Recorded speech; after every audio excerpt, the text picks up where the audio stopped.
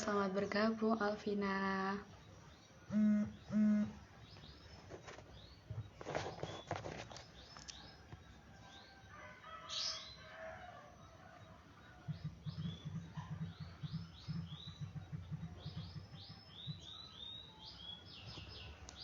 Halo, selamat datang Tiramisu. Halo, selamat datang Mas Majid. Selamat sore. Halo Mbak Andin, selamat sore. Mbak Tami, selamat sore. Selamat bergabung.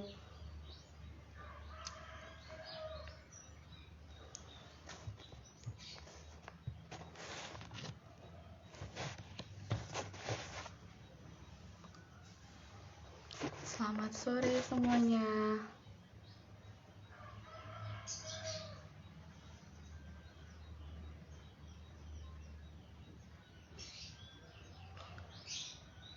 Halo Yuka, Reza.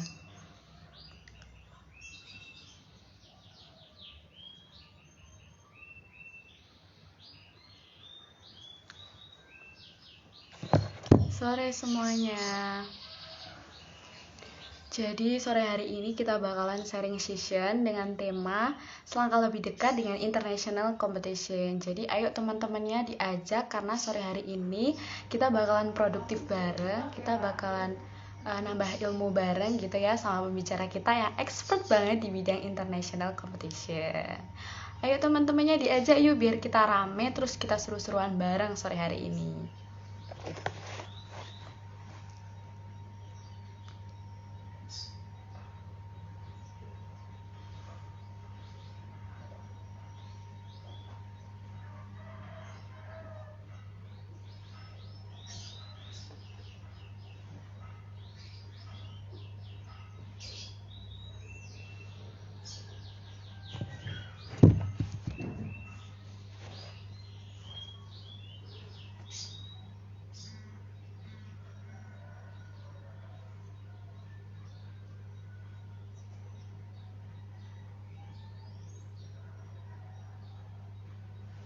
Halo semuanya, selamat sore, selamat bergabung di sharing session edisi kedua ini. Sore hari ini kita bakalan ngebahas tentang international competition atau kompetisi yang diadakan tingkat internasional. Seperti itu, ayo teman-temannya diajak produktif bareng ya sore hari ini karena kita bakalan dibersamai oleh pembicara yang expert banget di bidang international competition.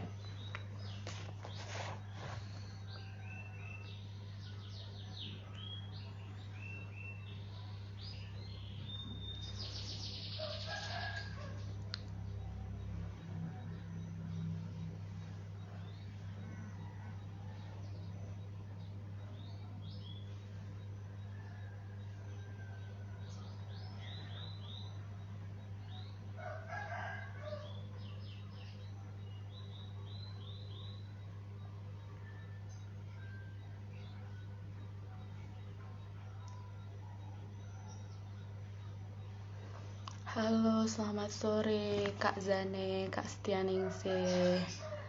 Semoga selalu sehat ya teman-teman. Jaga kesehatan di masa pandemi kayak gini. Harus taati banget protokol kesehatan supaya kita tetap bisa sehat dan bisa produktif di era pandemi kayak gini. Oke teman-teman.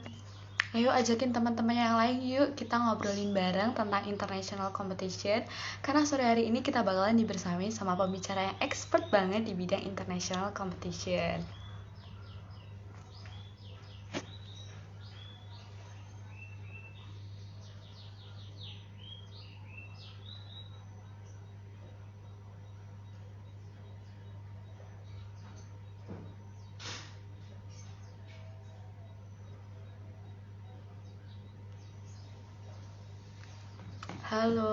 Halo Fitriana, halo Kak Zane. Semoga teman-teman selalu diberi kesehatan ya supaya bisa produktif bareng di era pandemi kayak gini.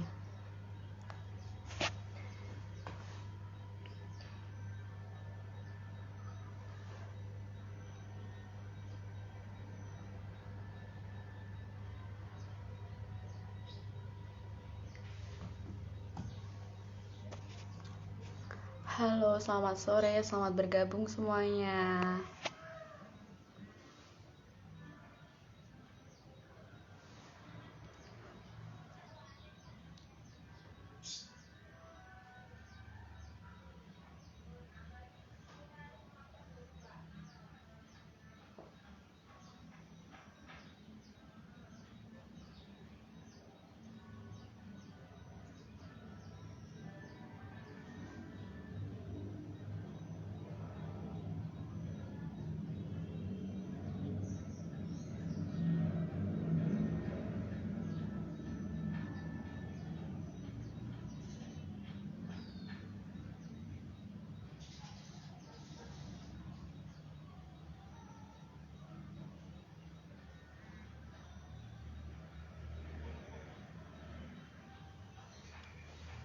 Halo, selamat sore, selamat bergabung semuanya. Teman-teman jangan lupa ajakin teman-teman yang lain ya. Kita ngobrol-ngobrol bareng tentang international competition. Kita produktif bareng ya di masa pandemi kayak gini.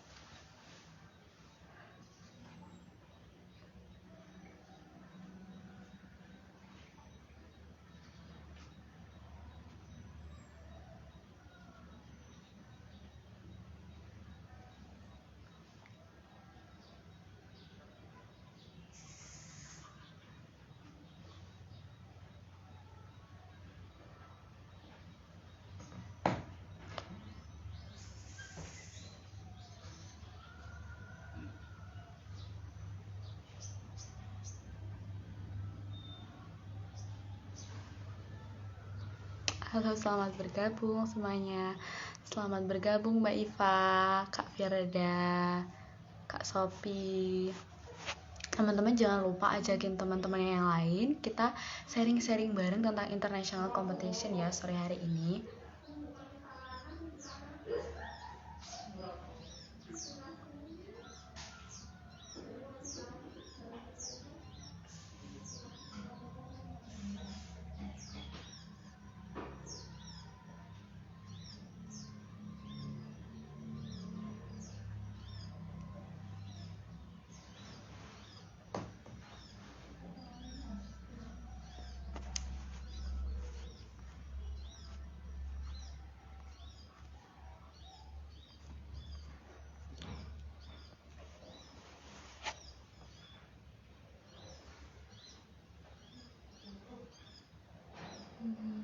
Halo Kak Apriani, selamat bergabung. Teman-teman jangan lupa ajakin temennya yang lain ya. Kita produktif bareng, kita sharing ilmu bareng sore hari ini tentang international competition. Karena sore hari ini kita bakal dibersamai sama pembicara yang expert banget di bidang international competition.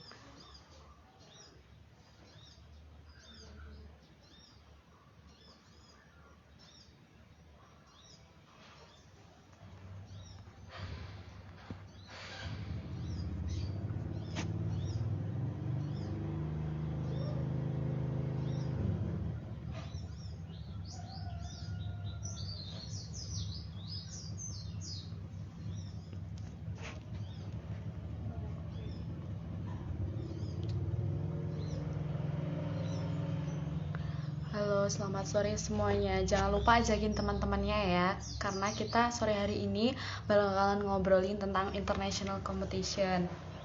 Kita produktif bareng yuk sore hari ini di masa pandemi kayak gini. Teman-teman jangan lupa juga jaga kesehatan, karena di masa pandemi kayak gini penting banget buat mentaati protokol kesehatan gitu. Karena kalau tubuhnya nggak sehat, cara belajar kita terus berkompetisinya kita tuh juga bakalan terganggu di masa pandemi kayak gini.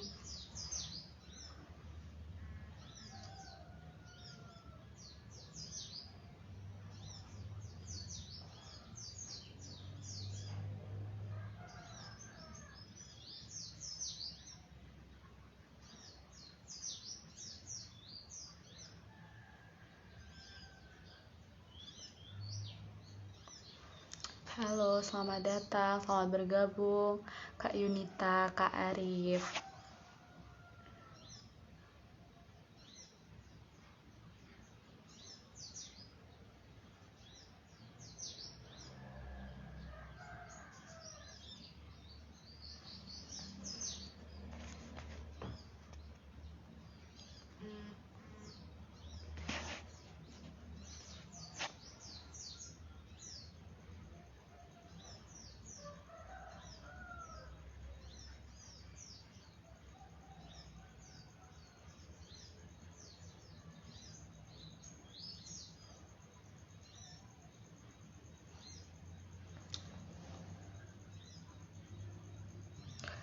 Ya, karena waktu sudah mulai menunjukkan pukul 4, aku buka aja ya teman-teman. Sebelumnya, Assalamualaikum warahmatullahi wabarakatuh. Selamat sore semuanya. Perkenalkan, nama aku Nanda Rahma Agustina. Aku dari staf Departemen Riset. Nah, di sini aku diamanai sebagai moderator yang akan memandu acara pada sore hari ini. Nah, teman-teman, sore hari ini kita akan mengadakan sharing session edisi kedua. Jadi, tema dari sharing session kita kali ini yaitu selangkah lebih dekat dengan international competition. Nah, ini sebelumnya Mas Zulka udah bergabung, aku undang ya.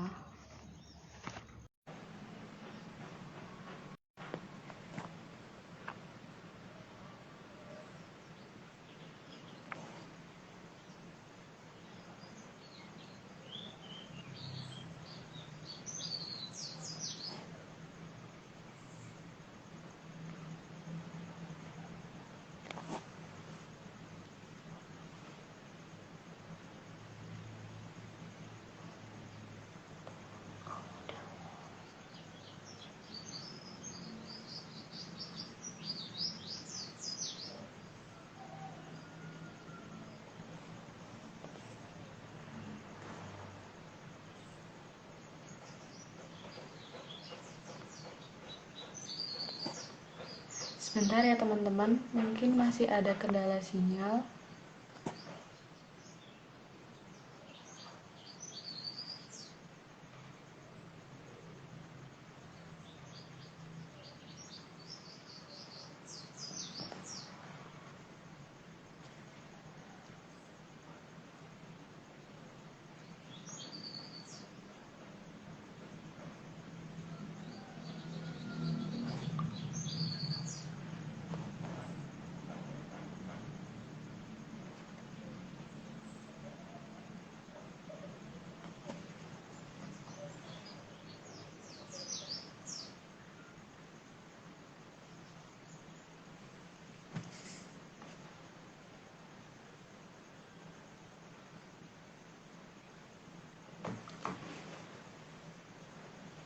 Halo Mas Zul, rada susah ya Mas sinyalnya ya? Ternyata nggak bisa gabung sama ini ya. Jadi kan saya pakai headset Bluetooth, terus nggak bisa ternyata. Jadi headsetnya saya lepas. Wah, oke teman-teman. Nah, buat teman-teman yang masih belum tahu siapa Mazul itu, jadi Mazulka ini adalah seorang expert gitu ya di bidang international competition. Mazulka ini udah banyak nih prestasinya di bidang internasional. Apa aja sih? Jadi Mazulka itu meraih Silver Medal International Innovation Competition di ID Conference, juga mendapatkan Bronze Medal International Innovation Competition di ID Conference, juga mendapatkan bronze medal Melaka International Intellectual Exposition ITS. Nah, kita sapa dulu ya. Halo Mas Zul. Kita sapa-sapa dulu. Halo. Halo. Mas Zul, gimana kabarnya Mas? Alhamdulillah. Alhamdulillah. Sehat ya Mas ya? Kabarnya baik. Iya, alhamdulillah. Alhamdulillah. Mas Zulka lagi sibuk apa nih Mas? Kesibukannya lagi ngapain nih? Sibuk bekerja saja. Gimana Mas? Sibuk apa? Sibuk bekerja saja. Oke, jadi Mas Zulka ini jadwalnya padat banget ya teman-teman, sibuk bekerja dan sibuk produktif banget nih Mas Zulka nih. Tapi masih mau memulai sharing session kita di sore hari ini dengan tema selangkah lebih dekat dengan internet. Makasih banyak ya Mas Zulka ya. Nah, mungkin sebagian besar dari kita-kita yang lagi nonton secara langsung ini tuh hanya sebatas tahu international competition itu lomba yang diadakan di tingkat internasional dan diikuti oleh berbagai negara gitu. Nah, mungkin kita bisa memberikan gambaran yang lebih spesifik gitu tentang apa sih international competition itu gitu, supaya kita-kita yang ada di sini nih bisa sefrekuensi gitu dengan international competition seperti itu. Ya, apa ya? International competition ya seperti yang diketahui banyak orang sih. Maksudnya ya seperti sebenarnya pada dasarnya kayak lomba pada umumnya. Cuman yang membedakan ya pertama jelas ya itu tingkatnya internasional, kemudian untuk dari saya mau real aja ya. Perbedaannya adalah ya tingkatnya beda, terus biayanya juga jelas beda. Iya, iya, iya. Kemudian penghargaannya pun berbeda dengan national competition. Benar-benar beda.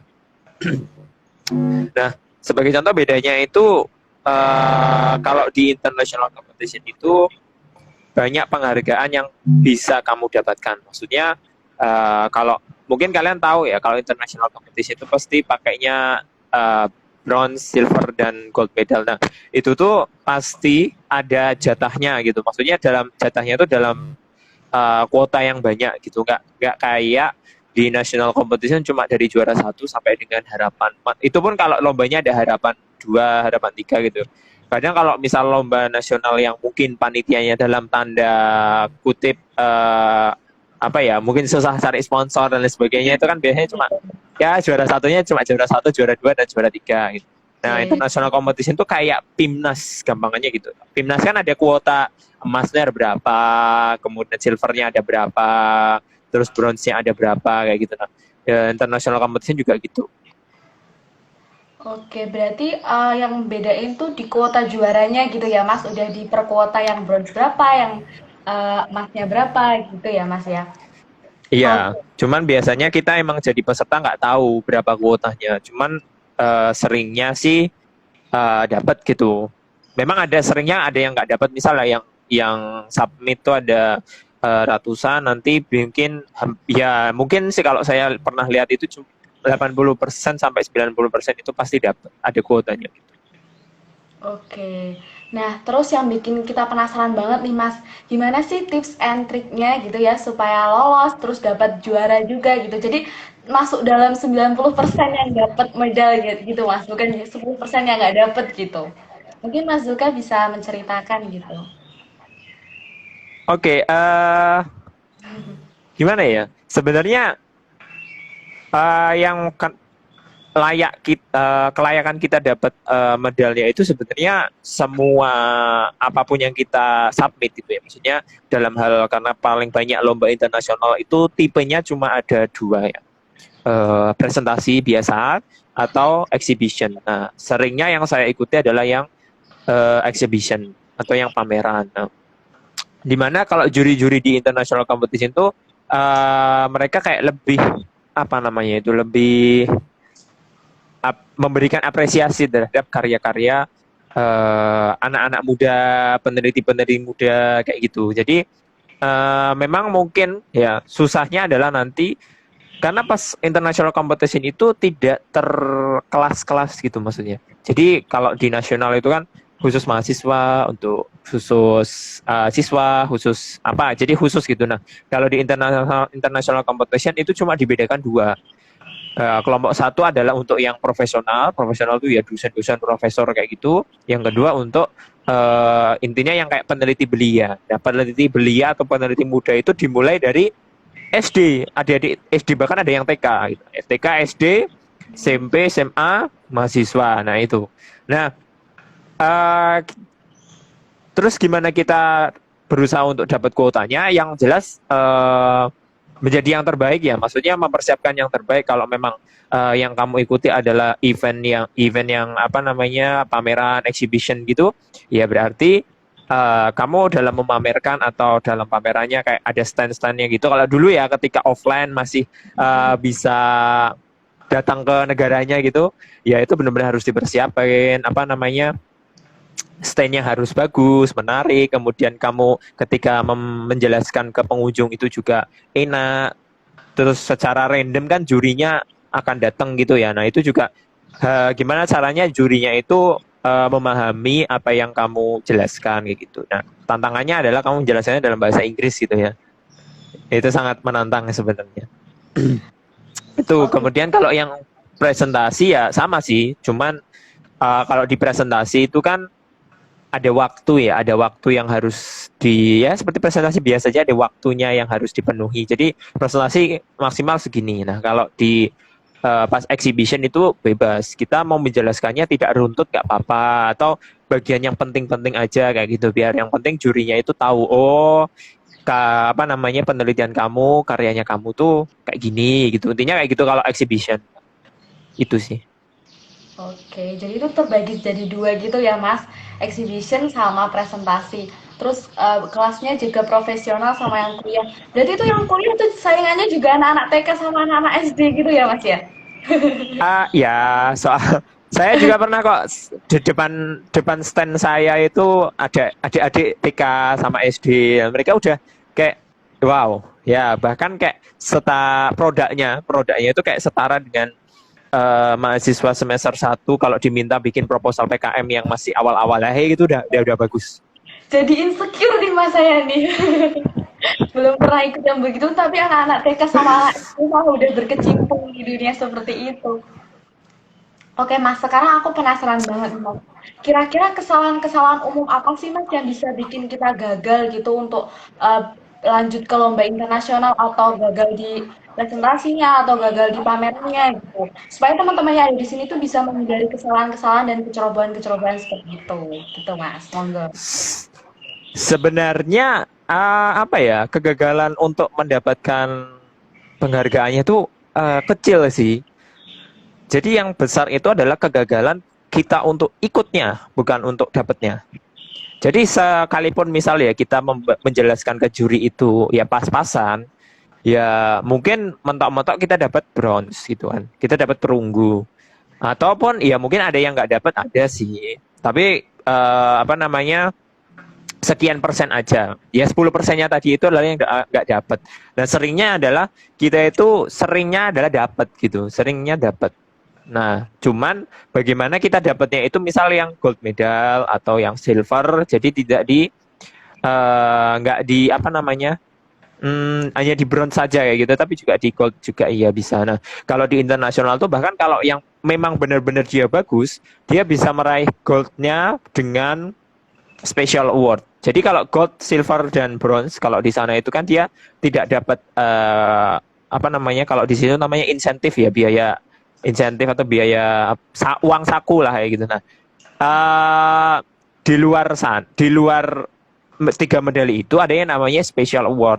Nah, special award tuh dia pasti dapat insentif, kemudian yang memberikan tuh ya kayak orang-orang penting, kalau nggak promotor-promotor yang dia itu memang jadi promosi sponsorship nih. Nah, sponsorship yang membiayai agenda itu, acara event itu, sehingga mereka akan melirik produk kamu terus di kesana gitu. Jadi kalau untuk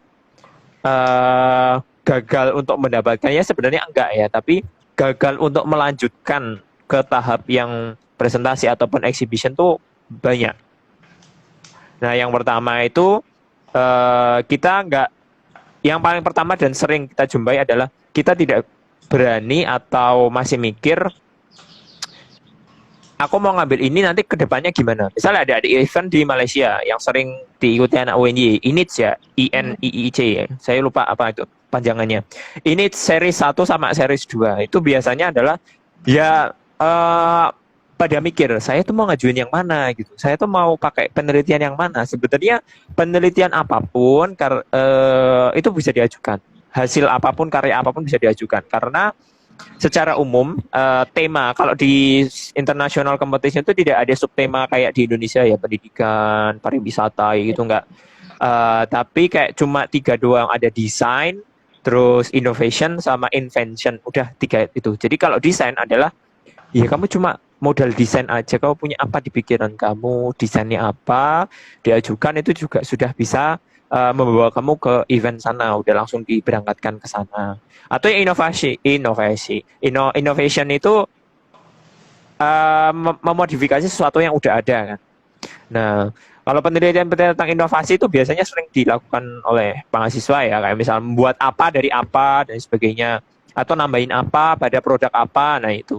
Atau yang susah itu adalah invention atau temuan baru. Nah, biasanya yang sering dapat gold medal ke atas bahkan special award itu adalah yang invention. Karena invention kan adalah sebuah temuan baru yang belum ada gitu. Jadi mesti mereka selalu dapat special award, dibalut dengan ketika presentasinya udah bagus, exhibitionnya sudah bagus, stand-nya bagus, dijelaskan ke dewan jurinya juga bagus gitu. Dan yang kedua, tadi ya masalah pertama yang kenapa tidak bisa mendapat ke sana, karena kita biasanya bingung mau mana dan akhirnya kita nggak berani ngambil resiko. Yang kedua adalah urusan biaya. Pasti itu, biaya itu pasti. Jadi kenapa kita itu nggak dapat dalam 1 tahun, sebenarnya event internasional itu banyak ya. Biasanya pemikiran kedua adalah mau biayanya pakai biayanya siapa kayak gitu. apakah uang fakultas itu nyukupi kayak gitu. Biasanya mikirnya kayak gitu. Karena saya aja masih ingat ya, uang fakultas untuk internasional itu maksimal berapa ya? 1,5 juta kalau nggak 1,2 juta. Dan segitu untuk satu tim gitu kan. Itu kan sangat kurang gitu kan. Nah, caranya gimana biar bisa ikut international competition tapi juga dibiayai? Ya pertama kamu harus cari anak UKM Univ ya, mau UKM penelitian atau UKM KWU atau mau Ristek atau siapapun pokoknya UKM sana gitu. UKM yang Univ. Biasanya saya ngambilnya anak UKMP, anak Safel, anak KWU, nah itu biasanya. Nah, karena mereka nanti akan ngajuin sendiri untuk biaya mereka. Nah, nanti kan dapatnya ke rektorat, rektorat dapatnya gede. Akhirnya bisa untuk mengcover biaya pendaftaran. Karena biaya pendaftarannya itu international competition itu nggak murah ya. Apa ya? Paling murah itu pernah saya dapetin itu, yang paling murah itu yang terakhir, yang belum saya masukkan ke CV. Itu cuma $150. Cuma $150. Nah, yang alhamdulillah itu yang diposting sama Dikti ya, sama tim itu yang dapat gold. Ya itu pertama kali saya dapat gold dan cuma bayar $150. Nah itu saya nyarinya adalah satu anak KWU. Nah dilalah ada anak KSMS yang ikut KWU, ya udah saya ambil. Kemudian ada yang ikut Safel dan dari FBS saya ambil. Karena mesti kan dari FBS pasti dapat biaya lagi gitu ya. Bahasa Inggrisnya iya, dapat biaya tambahannya iya dari fakultas gitu. Kemudian dari FIK. Dari FIK saya ambil karena dulu juga Pak Marianto dekannya, Pak Sumaryanto, akhirnya ya FIK enak lah, uangnya lah banyak kalau FIK. Nah, ajuin orang ngambil orang sana dapat, ya udah akhirnya tercover gitu. $150 kalau dikonvert dengan 15 ribunya kursnya kita 15 ribu ya, itu bisa dihitung sendiri ya berapa juta gitu kan. Terus itu yang paling murah. Sebelumnya saya dapatnya yang 200 ke atas, $250 kalau nggak $300. Itu cuma biaya pendaftaran. Tapi biaya pendaftarannya biasanya adalah setelah abstrak sih. Setelah kita mengajukan abstrak, biasanya kita diminta boleh lanjut, boleh enggak kayak gitu. Kalau ada duitnya ya monggo lanjut, kalau nggak ada ya enggak. Itu yang bikin gagal tuh ya itu biasanya seringnya adalah uangnya. Sebenarnya biaya itu gampang sih nyarinya. Ya kayak tadi ya, nyari teman fakultas lain, nyari teman dari UKM lain, atau kamu sendiri yang ikut di UKM Univ kayak gitu. Oke, oke. Nah, Mas, sekarang kan aku penasaran nih.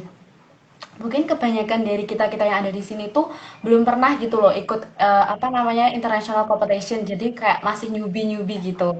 Nah, gimana sih Mas caranya kita atau tipsnya kita tuh untuk bisa dapat gold medal gitu loh. Kan katanya tadi pendaftarannya tuh mahal gitu loh. Jadi biar sekali cemplung langsung dapat gold medal gitu loh. Biar nggak ngabisin banyak uang gitu. Sama ada nggak sih Mas tips buat maba yang pengen gitu ikut berkecimpung di dunia international competition gitu. Buat maba-maba nih Mas, kan ini udah punya adik tingkat nih saya nih.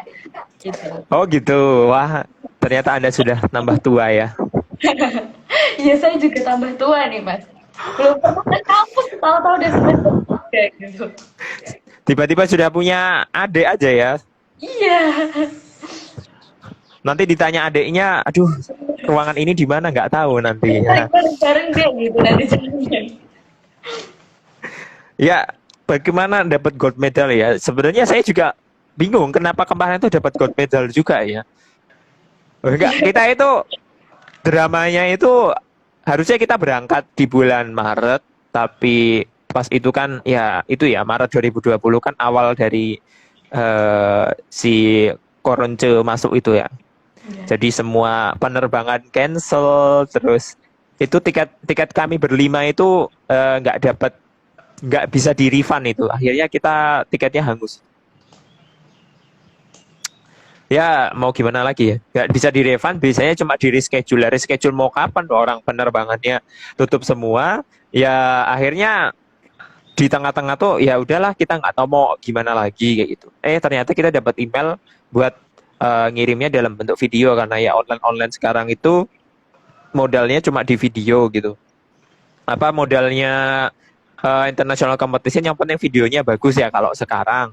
Karena kemarin saya dapat gold medalnya ketika masa-masa online. Nah, teman saya yang syuting ya, maksudnya yang syuting menjelaskan pakai bahasa Inggris dan lain-lain. Nah, saya yang bagian ngedit kemarin. Nah, saya di bagian edit video, saya menjelaskan bagaimana yang dijelaskan ya. Jadi saya benar-benar ngikutin skripnya mereka, teman-teman saya yang buat itu. Saya ngikutin skrip yang mereka buat. Saya sesuaiin sama video saya bagian mana. Karena mereka syuting videonya kan banyak itu ya. Sesuai dengan skripnya. Nah, jadi pas bagian skrip ini katakan menjelaskan tentang pencampuran bahan, gimana bisa membentuk obatnya kayak gitu. Nah, ya gimana caranya saya menampilkan bagian itu ketika naratornya lagi jelasin itu. Jadi nggak mungkin naratornya jelasin bagaimana cara buat, tapi yang kelihatan di video adalah wajah kita lagi jelasin. Nah, Iya, itu iya. juri, ya, ya saya jadi juri juga ngawang-ngawang. Ini gimana ini ya bentuknya realnya kayak gimana? Nah, ya udah akhirnya saya minta aja. Tolong ini kan skripnya ada bikin buat-buat kayak gini ya, besok di syuting. Nah, nanti kalau misal kamu kecepatan syutingnya bisa saya slow motion aja kayak gitu dan lain-lain. Kayak misalnya nyebutin bahan juga saya minta buat bahannya tuh juga di shoot kayak gitu kan satu-satu. Nah, sehingga tahu oh yang namanya ini tuh ini. Apalagi kan orang Indonesia itu ya biasanya penemu-penemu Indonesia itu sukanya adalah menggunakan bahan-bahan alam atau bahan-bahan sampah-sampah yang tidak termanfaatkan diolah jadi yang penelitiannya kayak gitu pasti nggak mungkin enggak. Nah, jadi kan eh orang jurinya kan luar negeri ya, Malaysia, Thailand kayak gitu kan. Karena mereka nggak tahu sampah-sampah di Indonesia itu apa namanya. Kita kayak misal nyebut sawang. Sawang is apa bahasa Inggris sawang? Nggak ada sawang tuh. Bahasa Inggrisnya sawang nggak ada lah. Ya udah kita kasih bentuk sawang tuh kayak gimana itu. Karena pas saya yang lomba terakhir yang masih offline gitu ya. Saya jelasin styrofoam. Mereka nggak tahu styrofoam itu apa. Mereka nyebutnya ketika di Malaysia namanya polistiren. Iya, mereka ya benar namanya polistiren, tapi kan kalau di Indonesia itu kita kenalnya sebagai styrofoam gitu kan. Nggak kita kenal nggak bukan polistiren, tapi mereka nyebutnya polistiren. Malah nggak tahu what is the styrofoam.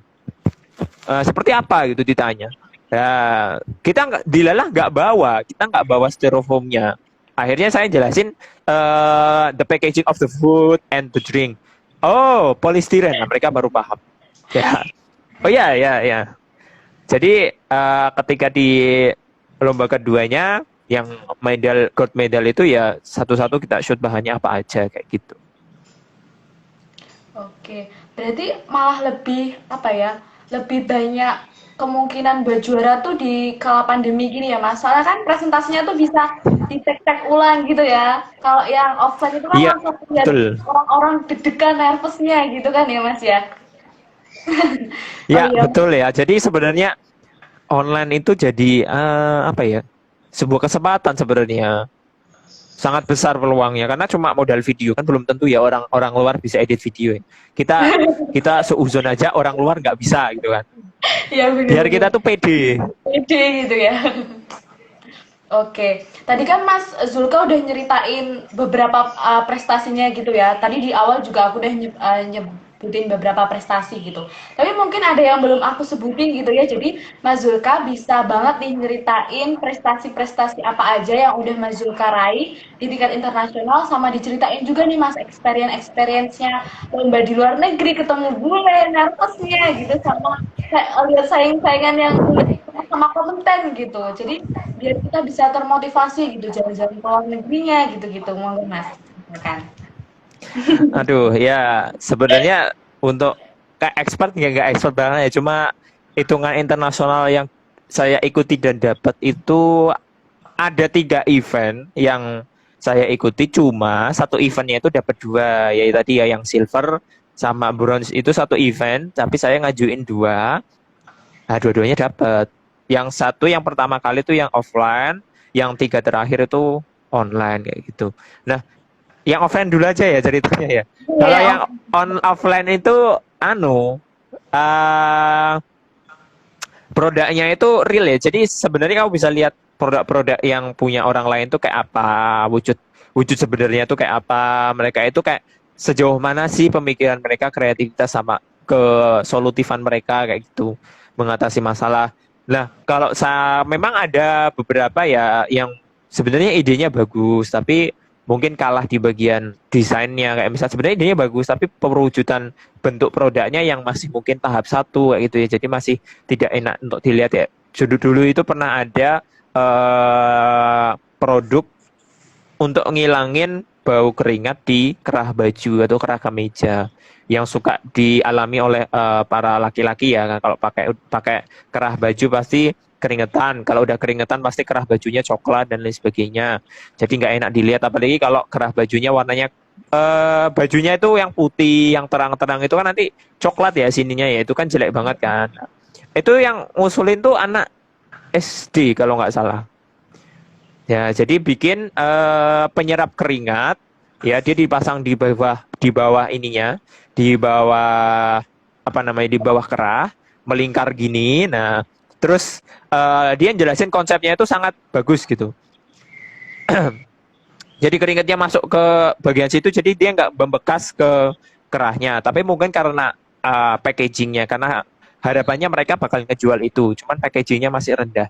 Itu kemudian yang kedua adalah ketika adik-adik ini ya, karena dia dari TK sama SD, yang saya fokuskan adalah adik-adik SD ini kalau menjelaskan itu penuh semangat gitu, nggak malu-malu. Sedangkan Indonesia itu biasanya masih suka malu-malu. Nah, kalau mereka SD nggak malu-malu. Bahkan ketika saya itu bukan satu titik ya, misal sebentar tidak ada, hampir 1 menit nggak memperhatikan mereka menjelaskan, mereka bakal manggil sir, kayak tuan, saya lagi presentasi gitu. Tuan, saya lagi presentasi ya. Tolong diperhatikan kayak gitu. Intinya kayak gitu, kayak bener-bener apa namanya juri atau pengunjung itu harus mendengarkan apa yang adiknya bilang dan mereka was lancar sekali. Nah kayak gitu. Dan kalau misal cuma berkunjung itu jangan sampai kita ya kalau orang Indonesia kan kalau kayak misal Pimnas lagi poster gitu kan, juri berkunjung ada kunjungan, diam dulu. Mungkin ada beberapa yang nawarin kayak sales gitu ya kan, tapi kebanyakan diam dulu, nunggu pengunjungnya nanya. Kalau nggak nanya mereka nggak bakal bilang. Tapi kalau adik-adiknya berkunjung ya isinya apa dijelasin kayak gitu sampai mereka akan berhenti kalau misal kamu lagi melihat-lihat produknya, memperhatikan secara ini. Tapi kalau misal kamu lagi bengong, tiba-tiba dia bakal manggil buat mendengarkan lagi, kayak gitu. Nah, itu untuk pengalaman ketika offline ya, itu adalah begitu beda disparitasnya atau perbedaan antara kita ya orang Indonesia dengan yang sana, bahkan secara anak SD gitu, yang sudah bisa menarik perhatian orang-orang, pengunjung dan lain-lain. Ya mungkin itu ya kekurangan dulu itu karena lomba pertama dapat bronze dan mereka yang saya kunjungi itu dapat special award gitu kan. Dapat special award, udah mereka dapat gold medal, dapat penghargaan khusus, dapat insentif juga. Itu. Ya. Ya begitu. Enggak tahu mungkin mereka udah latihan apa gimana gitu ya. Terus kalau yang online itu ya kayak sebenarnya kayak menjelaskan apa ya, jangan sampai kalau misal online, kalau misal presentasinya diminta pakai video, jangan sampai hanya wajah kamu yang terlihat gitu. Jadi kayak kamu menjelaskan apa tapi juga kasih gambaran sebuah pergerakan video. Misalnya kalau jelasin limbah kakao, ya jelasin kakao kayak gimana. Kalau lagi jelasin tentang nano perak atau nano silver, ya jelasin nano silver itu apa, gambarnya kayak gimana, simulasinya kayak apa. Itu malah lebih bagus daripada melihat wajah saya kayak gila yang jelasin ngomong di depan kan. Nah itu yang membosankan gitu kan. Coba ya itu, karena kemarin itu yang silver itu kan adalah produk PKM saya yang tahun 2019 yang dulu nggak dapat Pimnas, ya udahlah nggak dapat Pimnas nggak apa-apa, yang penting saya dapat silver international medal gitu kan. Iya. Lebih gede. Iya. Nah jadi karena dulu pas syutingnya itu paling banyak wajah saya dan tim PKM saya yang dulu tidak menggambarkan, dikit banget menggambarkan penjelasan cara karena dulu kita itu bikinnya itu nggak ada cara membuatnya, dulu nggak kepikiran mau ikut internasional, nggak. Jadi kita nggak video cara buat ngolah limbah kakao, dibakarnya kayak apa, itu kan kita dulu nggak ngevideo ya, pakainya gambar ya. Masa Ya jangan sampai nyantumin gambar. Ya boleh sih nyantumin gambar di video, cuman kan kalau gambar terus kamu nyerocos itu kan kayak ini video kok berhenti tapi suaranya doang gitu kan. Itu juga Iya. tidak bagus ya. Jadi yang kesan video adalah informatif ya. Kayak kamu nyampein berita gitu loh, Kak. Pembawa berita kan bawain judulnya dulu habis itu video kan. Nggak mungkin pembawa berita nyerocos terus kameranya wajah pembawa berita terus kan nggak ada gambaran orang nggak maksudnya apa misal tabrakan di jalan ini di jalan Soekarno Hatta kok orang nggak dikasih videonya itu juga tidak informatif jadi yang penting kalau apa namanya punya penelitian apapun terus mau diikutkan dengan international competition ya bagaimana caranya itu disampaikan dengan informatif dan visual yang baik itu kalau sekarang kalau pada pakai video. Kayak seperti itu kayaknya ya. Udah sih kayak itu aja. Oke, jadi kan tadi prestasinya tuh banyak banget gitu ya Mas.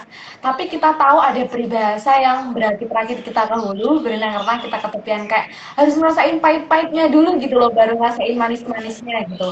Nah untuk bisa jadi Mas Zulka yang di sini sekarang ini, pengorbanan apa aja gitu loh Mas yang udah Mas Zulka lakukan gitu loh. Ceritain pahit-pahitnya Mas sekarang. Tadi kan udah manis-manisnya semua gitu. Ini kalau mau ngomong pahitnya itu pahitnya terlalu banyak. Kita masih ada waktu kok Mas buat dengerin. Oh gitu. Ya. Ya.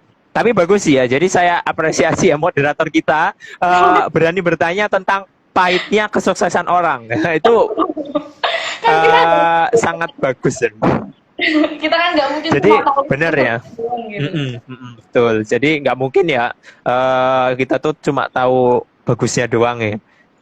Kayak Bener. seorang bos perusahaan itu kan pasti mendirikan perusahaan itu nggak mungkin mak jegagi jadi perusahaan terbesar ya. Pasti di belakangnya ada pahit pahit pahit pahit asamnya. Iya benar-benar. Nah, pahit asam saya sebenarnya saya itu dulu nggak bukan minat di bagian internasional ya. Maksudnya bener-bener sebenarnya pengen ke luar negeri kayak gitu dan sebagainya tuh pengen nggak pernah cuman dulu kayak nggak punya belum punya ketertarikan kayak gitu loh karena satu tadi di awal itu memang saya nggak tahu mau pakai gimana apa pertanyaan yang dulu sering terbesit adalah kalau di lomba internasional itu boleh nggak sih karyanya itu yang udah kita buat udah lama terus habis itu kita lombain lagi kayak gitu. Misal kemarin yang ikut di nasional cuma jadi finalis terus kita ajuin internasional boleh enggak dulu kepikirannya adalah di situ saya. Terus saya malu ya. Dulu saya malu enggak mau nanya ke siapa, risih gitu nanya ke kating-kating yang udah ke internasional. Ya akhirnya tahun 2017 17 18 19 saya ya 18 sampai 19 pertengahan saya bingung jadi belum mau ikut ke internasional. Kemudian saya nanya ke teman saya satu angkatan, anak pendidikan matematika, yang iseng-iseng sana, nggak apa-apa pakai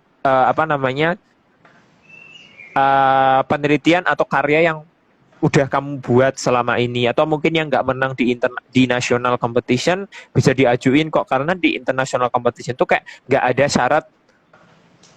Pokoknya lebih mudah lah intinya kayak kalau coba ya kalau ikut LKTI di sini udah pakai originalitas, terus pakai lembar pengesahan, terus habis itu jurinya kalau udah masuk presentasi jurinya itu menjudge-nya itu pedes banget, kayak gitu terus cuma diambil 3, belum itu pun kalau misal mohon maaf ya kayak juri nasional itu kadang masih subjektif kayak gitu kalau menilai kayak misal kamu dari univ mana UNY ya gitu kan. Kayak misal di lembar paper kita kan ada logo kampus kan. Nah, oh UNY gitu. Kadang nanti nilainya jadi rendah. Terus kalau ada tuan rumah yang menang nanti kan ditinggiin nilainya. Nah, itu yang sebenarnya saya nggak suka di situ.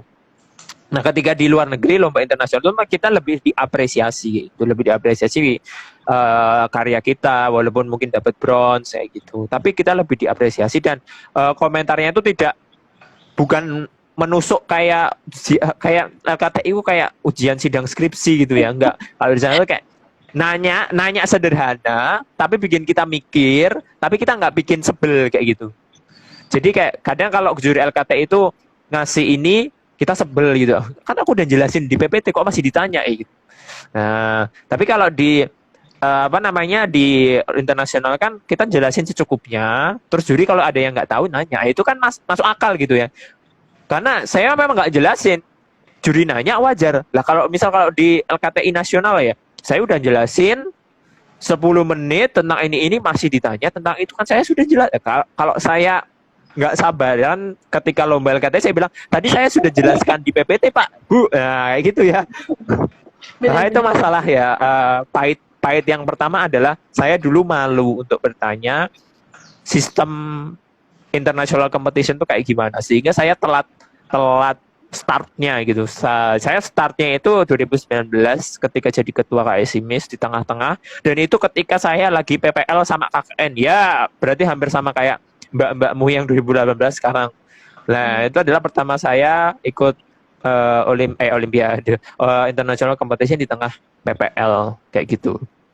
Kemudian yang kedua adalah karena itu adalah pertama kalinya saya, terus saya namanya juga ke luar negeri harus pakai paspor dan lain sebagainya. Itu pahitnya sebenarnya di teknis persiapan keberangkatan kita ke luar negeri yang harusnya itu dipersiapkan jauh-jauh hari ya. Kayak misal bikin paspor. Bikin paspor tuh sebaiknya ya jauh-jauh hari, jangan mepet ke agendanya. Kalau misalkan biasanya international competition itu bukanya itu biasanya 2-3 bulan lebih awal kayak gitu. Setidaknya itu ada persiapan yang belum punya paspor tuh persiapan kayak gitu. Nah, tapi saya itu sebenarnya udah persiapan 2 bulan sebelumnya. Cuman ketika dulu bikin paspor di Jogja itu ya kan online daftarnya. Nah, ketika sudah daftar di bulan Juni, dulu saya lombanya Agustus, di Juni itu saya daftar. Nah, cuman saya nggak datang ke kantor imigrasi. Akhirnya saya telat kan, nggak bisa datang lagi. Lah saya mau nyoba daftar, ternyata sistem paspor atau sistem kantor imigrasinya itu, sistem kerjanya adalah kalau kamu daftar terus kamu nggak datang, itu kamu di-spend 1 bulan nggak bisa daftar lagi. Akhirnya di bulan Juli saya nggak bisa ngapa-ngapain. Daftar nggak bisa, memang harus nunggu 30 hari baru bisa daftar ulang. Dan daftar ulang lagi akhir Juli. Di situ ada drama, bukan drama sih, masalah ya.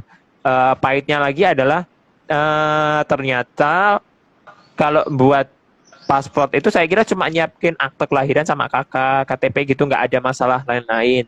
Cuman di situ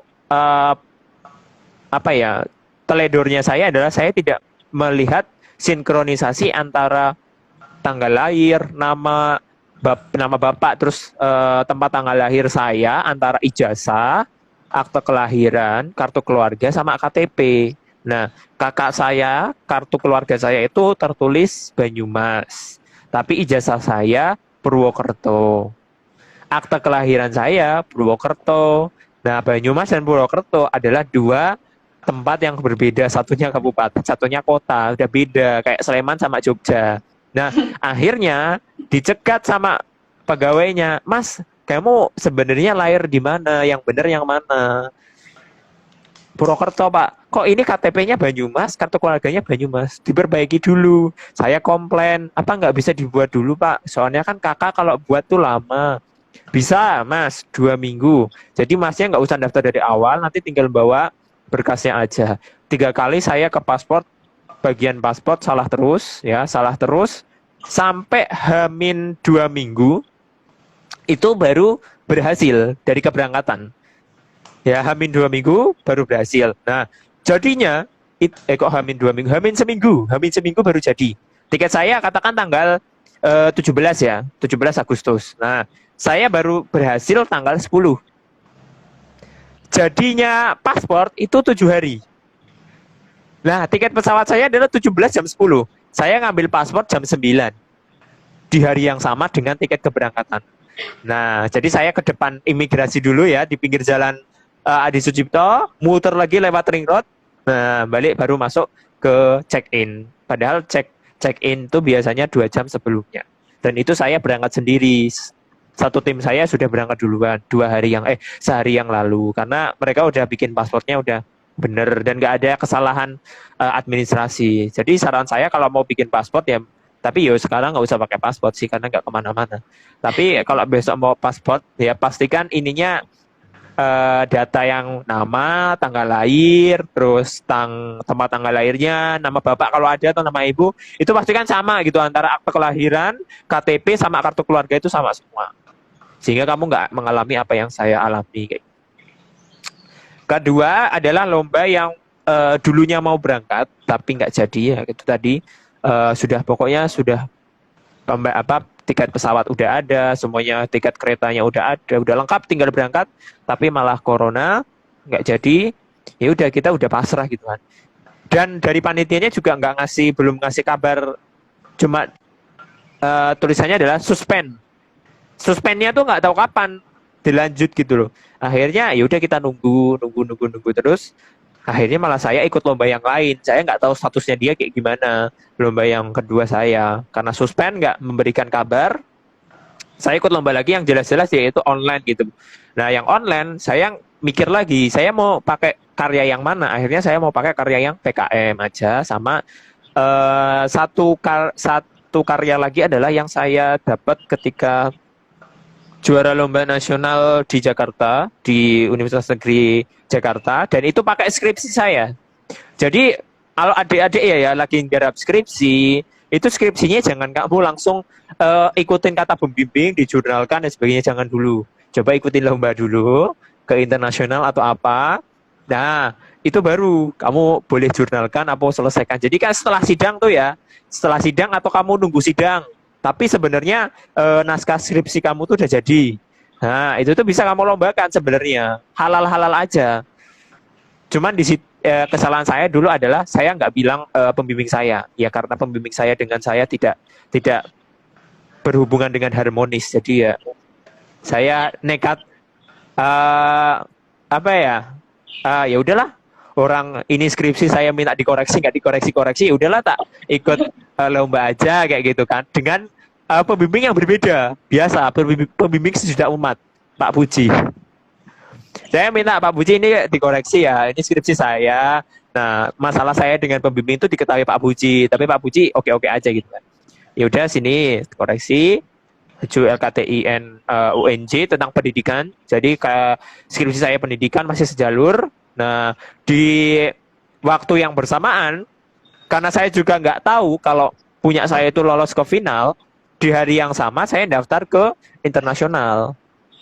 Nah, saya kasih tips ya, kalau misal biasanya kan syarat administrasi untuk LKTIN nasional itu kan tetek bengeknya kayak misal tidak boleh karya yang diikutkan bukan juara atau mengikuti kompetisi yang sejenis. Nah, caranya adalah kamu daftarnya di kedua barengan kayak gitu. Misal saya daftar LKTIN dengan karya yang sama, saya juga ikut di internasional. Kan statusnya ini belum diikutkan. Jadi saya kan tidak berbohong dengan peraturan gitu kan. Tapi saya cerdik dengan peraturan. Nah, betul. Kayak gitu caranya.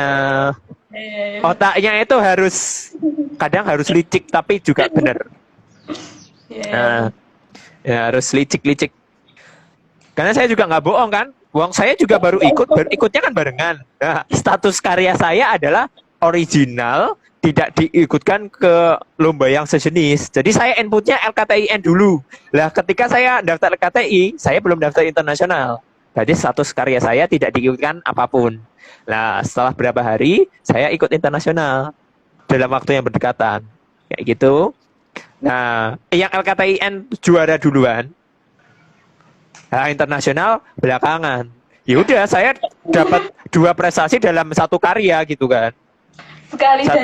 Satunya bronze, gimana? Sekali dayung 20 terlewati gitu ya. Iya, bener. Sebenarnya adalah pintar-pintarnya kita nyari membaca kesempatan sebenarnya. Ya, bener. Itu sih.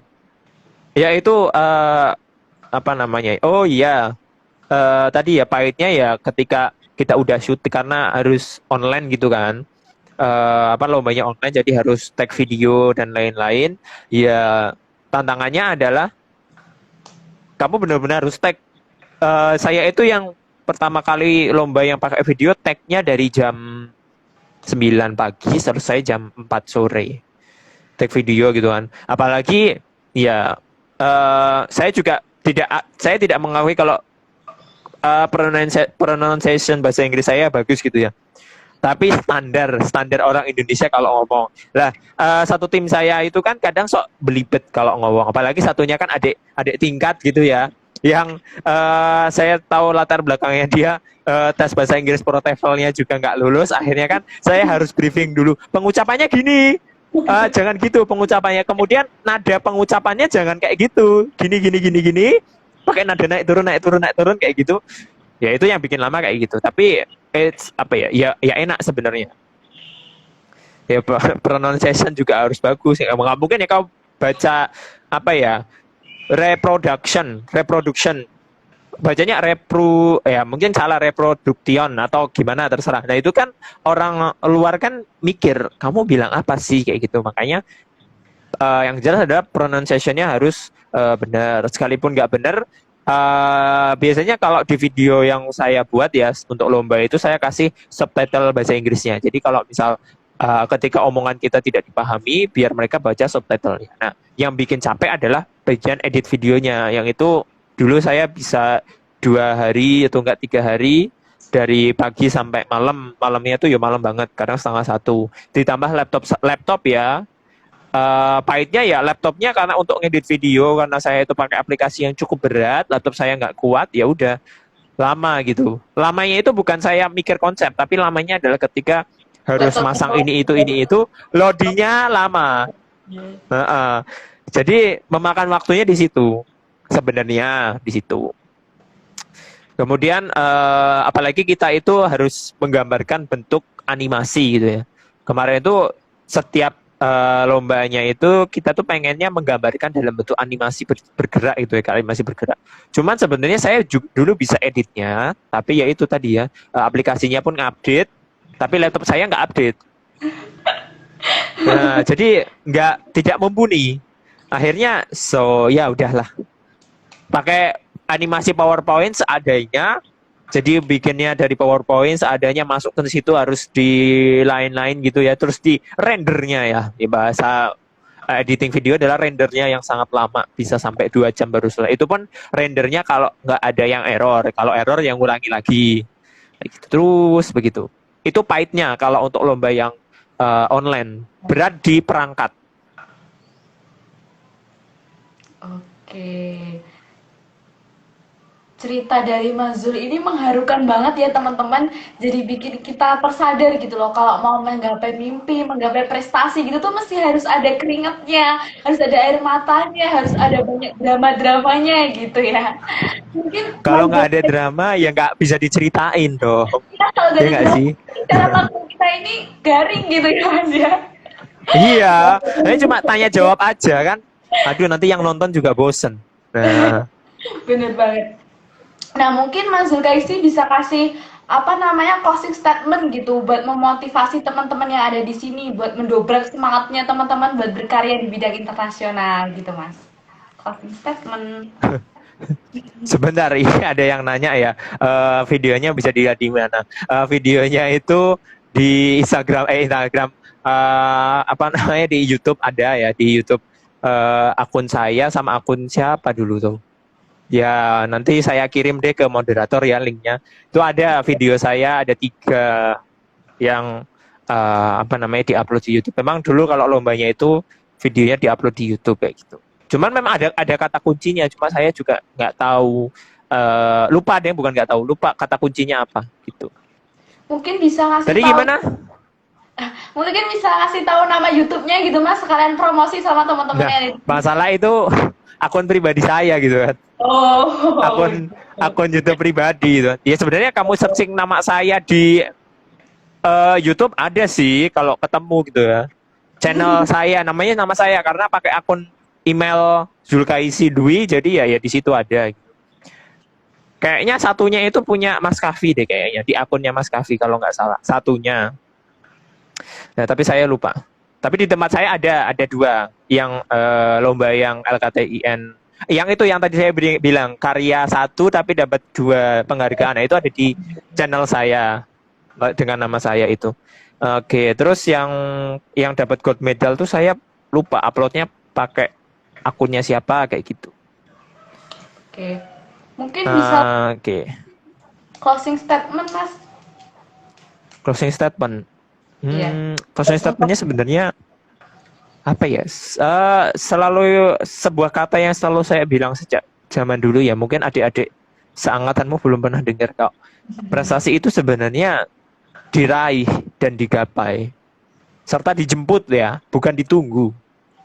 Jadi kamu pengen ini itu, ya udah kamu berusaha bagaimana kamu dapetin itu.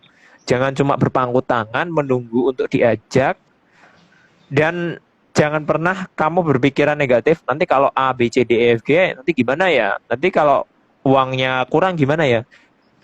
Singkirkan pikiran negatif kayak gitu. Usahakan dulu karena semuanya itu punya jalan ya.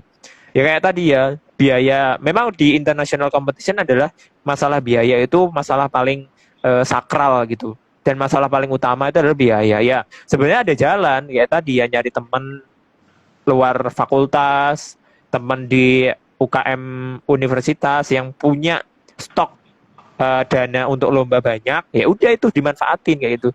Toh juga kamu nanti akan dapat link, gitu kan, dapat kenalan juga. Jadi prestasi itu dijemput bukan ditunggu. Terus jangan berpikiran negatif lagi. Lebih baik nggak usah lah, bukan jangan. Saya bilang bukan usahakan jangan berpikir negatif, tapi benar-benar jangan mikir negatifnya dari ikut ini tuh apa. Nanti A B C E F G-nya itu buanglah. Wis biarkan mengalir. Kamu mau ikut lomba, keambisan kita itu kadang masih kurang gitu.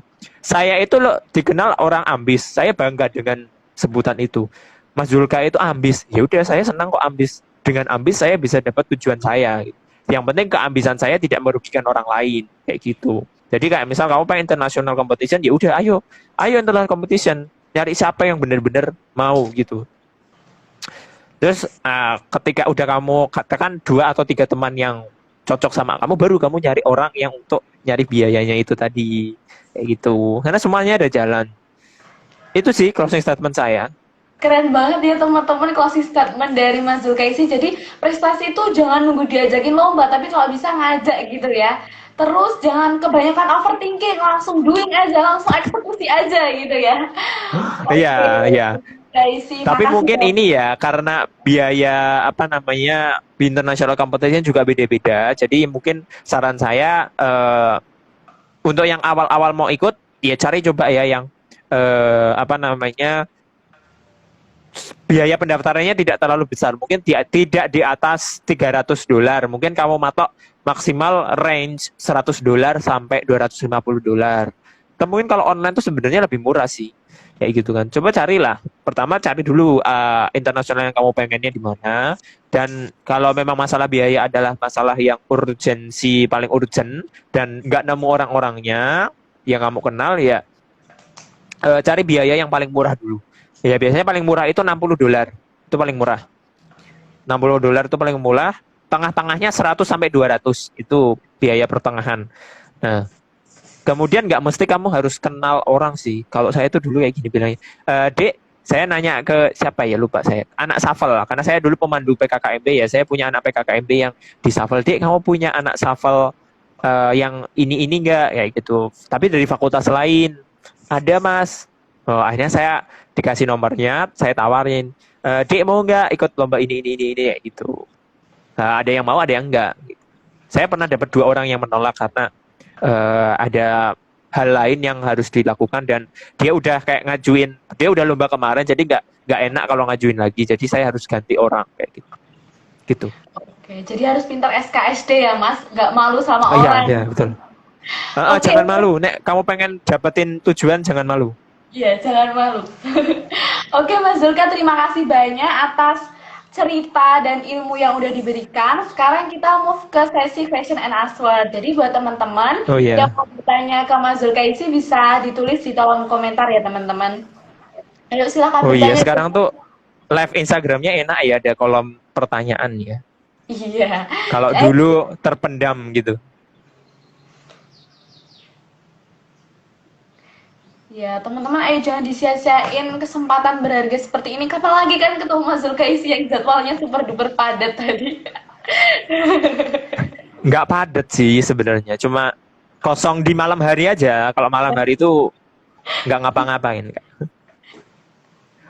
Ini kalau ada ada pengurus yang nonton ya, terus pernah itu ada yang ngechat saya siang-siang kok nggak dibales gitu kan. Ya maaf ya, karena kadang tuh jam jam siang sampai jam 2 jam setengah 3 itu saya masih di kelas, masih otak-otak berkas-berkas juga. Jadi kadang bukanya itu di tengah-tengah istirahat. Itu pun kalau lagi pengen bales dulu, karena istirahatnya cuma sebentar. Iya. Tapi kalau malam ngechat itu pasti saya bales kalau malam. Kalau tidak ketiduran juga habis maghribnya. Tapi seringnya ketiduran nggak, Mas? Enggak sih, enggak juga. Oke, mungkin ini ada pertanyaan Mas dari Kak Nailatul Arafah. Karya yang biasa menang itu biasanya lagi sering dibahas atau yang jarang dibahas ya?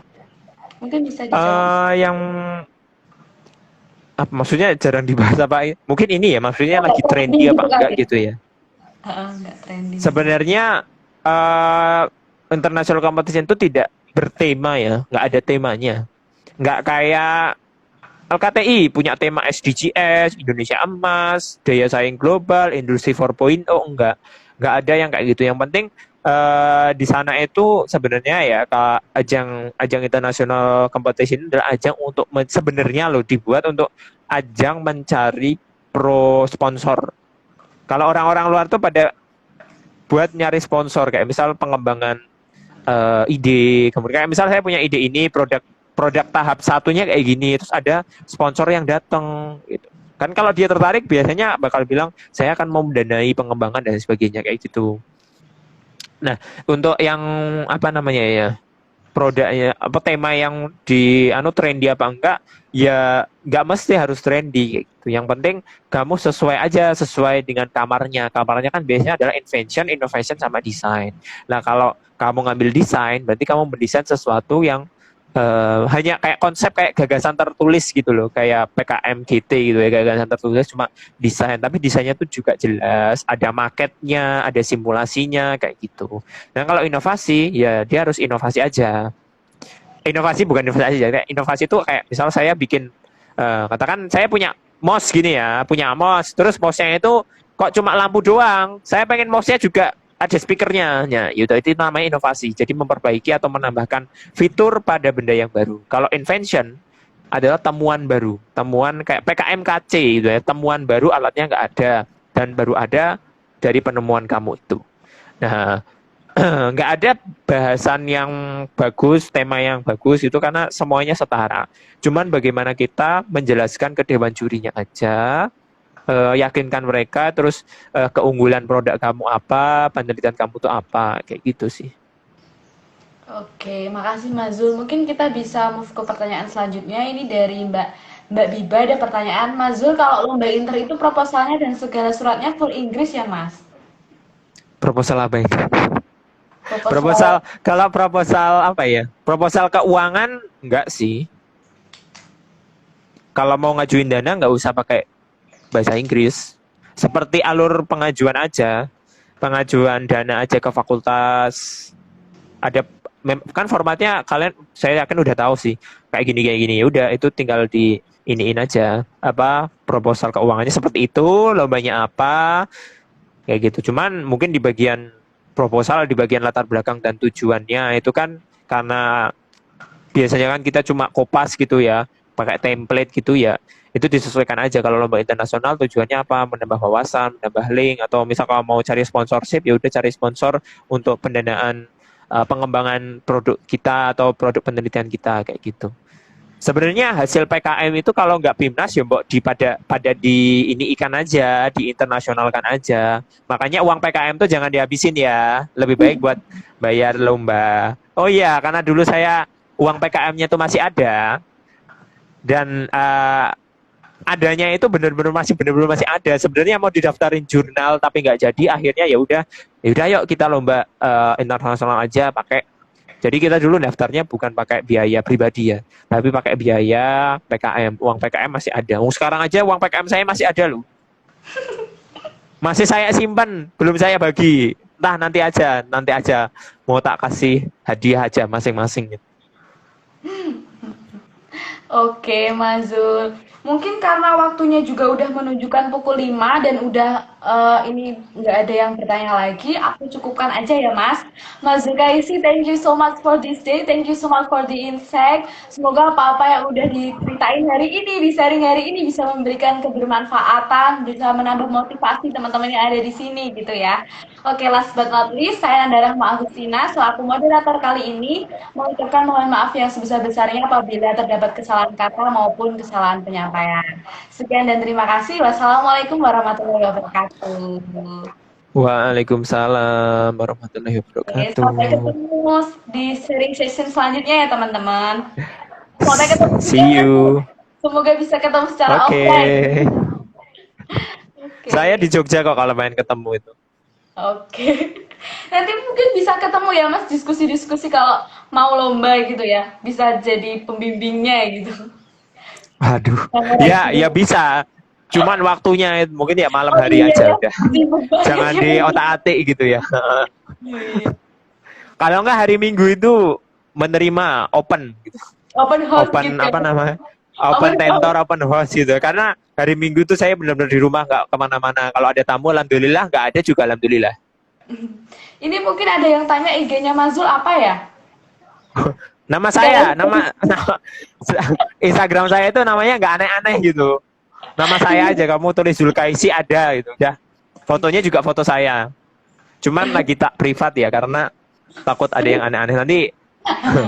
Nanti ini, nanti tak lihat dulu. Pokoknya kalau ada yang lagi di sini gitu atau nge-DM ke ACC ya, monggo di ACC. Karena memang lagi di privat. Oke. Aku akhiri ya Mas live-nya. Sampai Iya, ketemu. Assalamualaikum Mas see you Zulka. next. Waalaikumsalam. Oke.